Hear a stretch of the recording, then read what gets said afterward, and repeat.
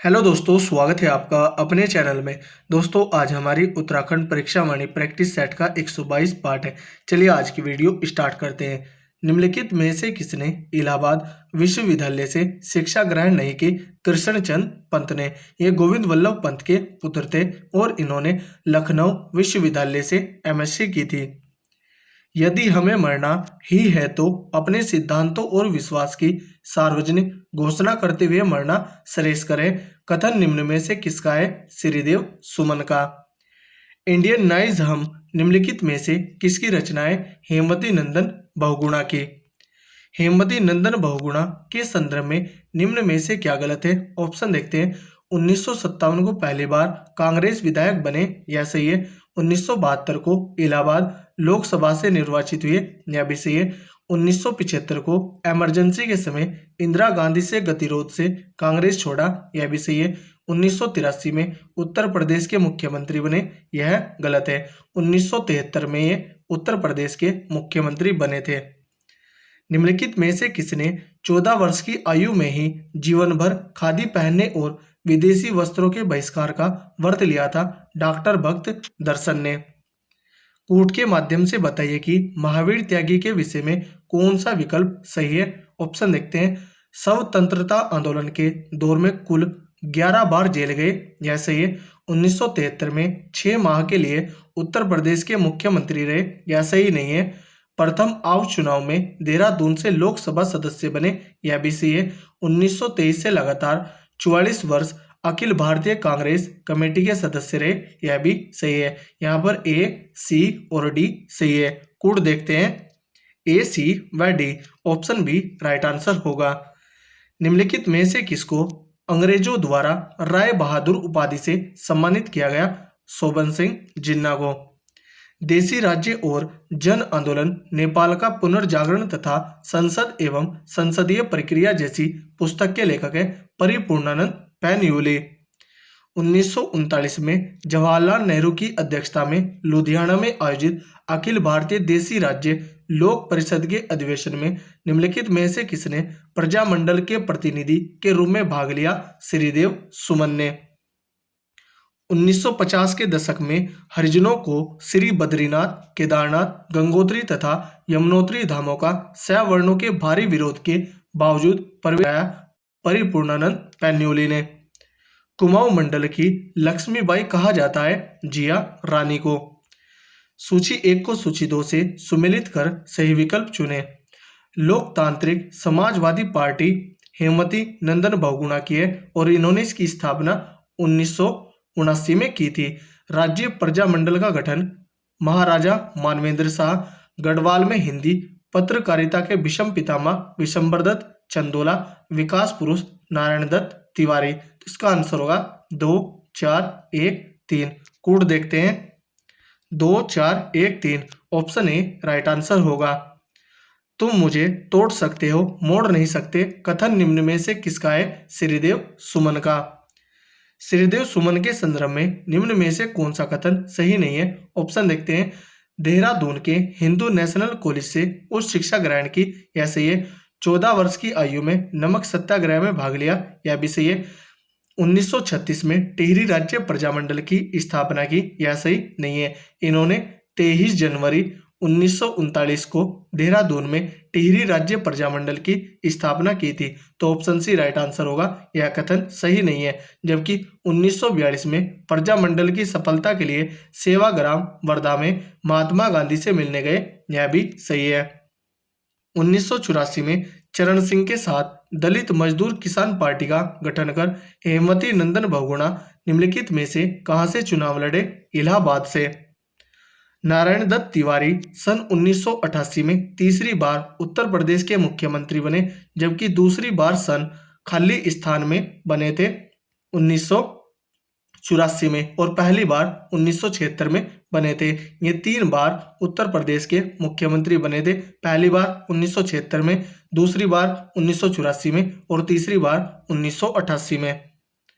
निम्नलिखित में से किसका संबंध कला से नहीं है? देवीदत्त पंत का। ये वैज्ञानिक और अध्यापक थे। भारत नहीं विश्व की पहली मेजर जनरल है कुमारी माया टमटा। कूट के आधार पर सही विकल्प का चयन कीजिए। हेमवती नंदन बहुगुणा का निधन 17 मार्च 1989 को हुआ, यह सही है। राजा मानवेंद्र शाह का राज तिलक 25 अक्टूबर 1940 को हुआ, यह भी सही है। नारायण दत्त तिवारी 1969 में काशीपुर विधानसभा के सदस्य बने, यह भी सही है। 1977 में पूर्व नरेश मानवेंद्र शाह को पराजित कर परिपूर्णानंद सांसद बने, यह भी सही है। कूट देखते हैं। ऑप्शन डी राइट आंसर होगा, सभी विकल्प सही है। निम्नलिखित में से किसने अपने कार्यकाल में उत्तराखंड के लिए अलग से पर्वतीय विकास मंत्रालय की स्थापना की तथा इंडियन नाइज़म पुस्तक की रचना की? हेमवती नंदन बहुगुणा ने। द्रोणाचार्य पुरस्कार से सम्मानित महिला है हंसा मनराल।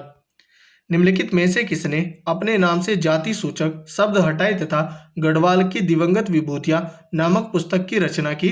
भक्त दर्शन ने।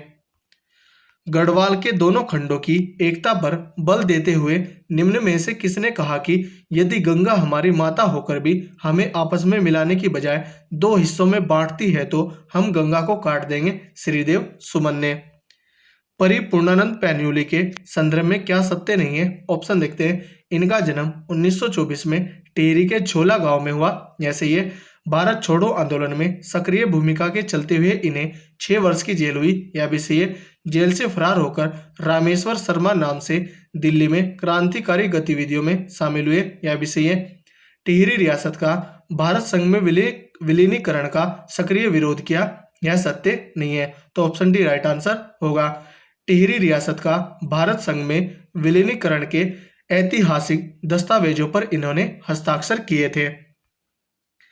निम्नलिखित में से किसने 1939 में भैरवदत्त धूलिया के साथ संपादन में पौड़ी से कर्मभूमि नामक साप्ताहिक अखबार का प्रकाशन किया? डॉक्टर भक्त दर्शन ने। निम्नलिखित में से किसको 1996 ईस्वी में भारतीय दलित साहित्य अकादमी ने डॉक्टर अंबेडकर अवार्ड से सम्मानित किया? परिपूर्णानंद पैन्यूली। साहित्य और अहिंसा के सिद्धांत पर विश्वास होने के कारण मैं किसी के प्रति घृणा और द्वेष का भाव नहीं रखता कथन है श्रीदेव सुमन का।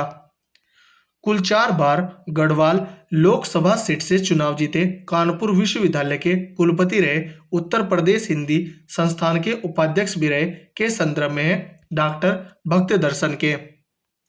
सुमन स्मृति ग्रंथ, कलाविद मुकुंदीलाल बैरिस्टर स्मृति ग्रंथ व स्वामी रामतीर्थ स्मृति ग्रंथ निम्न में से किसके द्वारा लिखी गई? डॉक्टर भक्त दर्शन के। 3 मई 1944 को अपना आमरण अनशन प्रारंभ किया। 84 दिन पश्चात 25 जुलाई 1944 को उनका स्वर्गवास हुआ। श्रीदेव सुमन का। नारायण दत्त तिवारी उत्तर प्रदेश एवं उत्तराखंड राज्य के कितनी बार मुख्यमंत्री बने? क्रमशः उत्तर प्रदेश के 3 बार और उत्तराखंड के 1 बार। ऑप्शन सी राइट आंसर होगा। 10 अगस्त 1931 को ग्राम खूंट अल्मोड़ा में जन्मे कृष्णचंद पंत के पिता का नाम है पंडित गोविंद वल्लभ पंत। मेजर जनरल भुवन चंद्र खंडूरी के संदर्भ में क्या असत्य है? ऑप्शन देखते हैं। इनका जन्म 1 अक्टूबर 1933 को देहरादून में हुआ, यह सही है। 1991 में गढ़वाल सीट से लोकसभा सदस्य चुने गए, यह भी सही है। 8 मार्च 2007 में उत्तराखंड राज्य के चौथे मुख्यमंत्री बने, यह भी सही है। 1992 में इन्हें अति विशिष्ट सेवा मेडल मिला, यह सही नहीं है। इन्हें 1982 में अति विशिष्ट सेवा मेडल मिला था, तो ऑप्शन डी राइट आंसर होगा। कृष्णचंद पंत 1996 में मानव अधिकार आयोग के अध्यक्ष बने। आप किस वित्त आयोग के अध्यक्ष बने? 10वें वित्त आयोग के। निम्नलिखित में से कौन इलाहाबाद विश्वविद्यालय से भौतिकी उच्च शिक्षा ग्रहण की तथा यहीं पर भौतिकी के विभाग अध्यक्ष भी बने? डॉक्टर मुरली मनोहर जोशी। निम्नलिखित में से यह कथन किसका है? मैं अपने प्राण दे दूंगा किंतु किसी टिहरी राज्य के नागरिक अधिकारों को सामंती शासन के पंजे से कुचलने नहीं दूंगा। श्रीदेव सुमन के। कृष्णचंद पंत के संदर्भ में क्या सही नहीं है? ऑप्शन देखते हैं। लखनऊ विश्वविद्यालय से एमएससी तथा जर्मनी से डॉक्टरेट उपाधि ली, यह सही है। 1962 में पहली बार कांग्रेस के टिकट पर नैनीताल से सांसद बने, यह भी सही है। 1989 में केंद्र में जनता दल की सरकार में रक्षा मंत्री बने, यह भी सही है। योजना आयोग के उपाध्यक्ष बने, यह सही है। तथा जीवन पर्यंत कांग्रेस पार्टी के प्रति निष्ठावान रहे, यह सही नहीं है। इन्होंने 1997 में भारतीय जनता पार्टी ग्रहण कर ली थी। तो ऑप्शन डी राइट आंसर होगा, यह सही नहीं है। निम्नलिखित में से कौन काशीपुर नरेश गुमान सिंह देव का राजकवि रहा? गुमानी कवि। वेणुकी, कालकी, सुघोष, मणिपुष्पक, पुष्पहास तथा स्मृति सुगंध जैसी रचना की लेखिका है तारा पांडे। निम्नलिखित में से कौन सुमेलित नहीं है? लोक रतन पंत गुमानी, यह सुमेलित है। सुमित्रा नंदन पंत सेया गुसे, यह भी सुमेलित है। नैन सिंह रावत मौलिक पंडित, यह भी सुमेलित है। गिरीश तिवारी गोरदा, यह सुमेलित नहीं है। गिरीश तिवारी गिरदा का उपनाम गिरदा है, इन्हें गिरदा कहा जाता है। गोरदा गोरीदत्त पांडे को कहा जाता है। तो ऑप्शन डी राइट आंसर होगा, नहीं है। निम्नलिखित में से किसने उत्तराखंड का इतिहास 12 खंडों में लिखा है? शिव प्रसाद डबराल ने। इनका उपनाम चारण है। उत्तराखंड राज्य के निम्नलिखित विद्वानों में से किसे महोपाध्याय व शास्त्र महारथ जैसी उपाधियां प्राप्त की? डॉक्टर शशिधर शर्मा ने। तो दोस्तों, यदि हमारी वीडियो अगर आपको अच्छी लगी हो तो कमेंट करके जरूर बताएं। धन्यवाद।